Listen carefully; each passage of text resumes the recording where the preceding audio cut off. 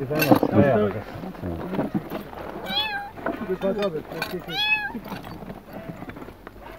Yönü dur az kaldı dur.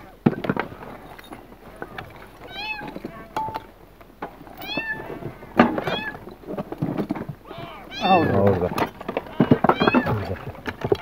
Şimdi kafasını çıkarsana İbrahim abi orada. Dur.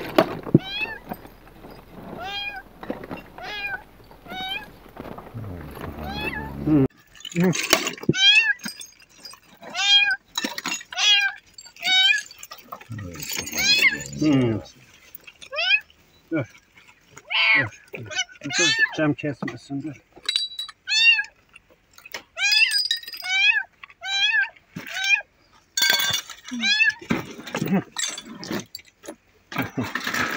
Hoppala. Aman abi dikkat et.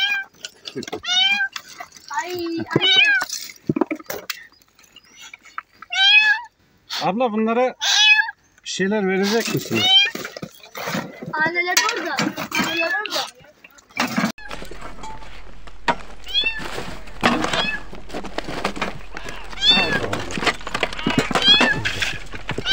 Şimdi kafasını çıkarsana İbrahim abi orada.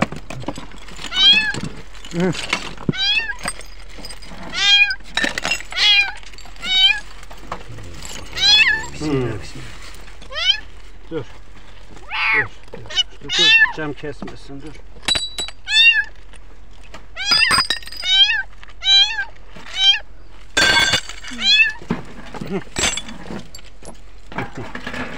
Hoppala.